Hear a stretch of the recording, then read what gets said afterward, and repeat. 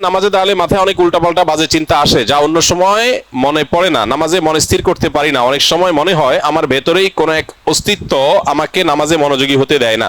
আমি চাই সেই অস্তিত্ব যেন না থাকে। কিভাবে সম্ভব? ভাই, নামাজের মধ্যে যখন দান এবং এরকম যখন পরিস্থিতি তৈরি হয়, তখন তো বুঝাই যায় যে শয়তান এখানে কাজ করছে।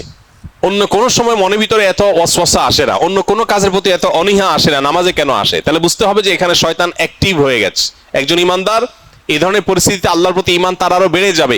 এক সাহাবী এসে জিজ্ঞাসা করেছিলেন, ইয়া রাসূলুল্লাহ, আল্লাহ সম্পর্কে আমার মনের মধ্যে বাজে চিন্তা আসে, আমার পেরেশান হয়। তখন নবী করিম সাল্লাল্লাহু আলাইহি সাল্লাম বলেছেন, যাকা নাফসুল ঈমান, এটাই তো ঈমান। তোমার মনের মধ্যে আল্লাহ সম্পর্কে বাজে চিন্তা আসছে, তোমার খারাপ লাগছে, তার মানে শয়তান তোমার ঈমান হরণ করার চেষ্টা করছে, তুমি লড়াই করার চেষ্টা করছো, তোমার ভিতরে ঈমান আছে যে, এটা বোঝা যাচ্ছে এখান থেকে।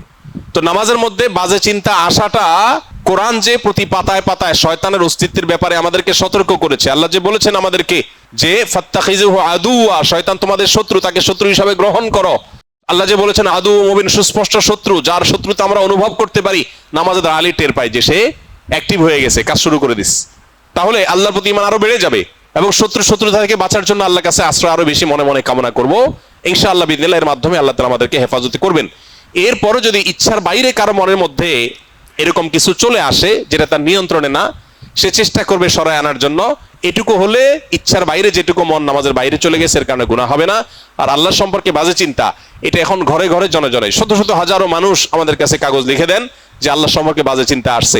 যে পরিমাণ শিরক হয়, যে পরিমাণ শয়তান অ্যাক্টিভ হওয়ার মতো কার্যক্রম আমাদের সমাজের চতুর্পাশে হতে থাকে, এর দ্বারা আমরা প্রভাবিত হই, যার ফলশ্রুতিতে আমাদের ঈমান হরণ করবার প্রতিনিয়ত চেষ্টা করে শয়তান এবং তার দোসররা। এই জন্য আল্লাহ তাআলার কাছে পানা চাইতে হবে। বিশেষ করে এই ধরনের চিন্তা যখন আসে, নবী সাল্লাল্লাহু আলাইহি ওয়াসাল্লাম শিখিয়েছেন বাম দিকে 3 বার প্রতীকী থুতু, মানে সুয়ের আগার মতো ফোঁটা মতো এরকম থুতু 3 বার বাম দিকে ফেলা, এবং সেই সাথে আউযু বিল্লাহি মিনাশ শাইতানির রাজিম, শয়তান থেকে আল্লাহর পানা চাওয়া, এবং আমানতু বিল্লাহি ওয়া রাসূলিহি, এভাবে পাঠ করা। এগুলোর মাধ্যমে ইনশাআল্লাহ শয়তানের ওয়াসওয়াসা থেকে মুক্তি লাভ করা যাবে।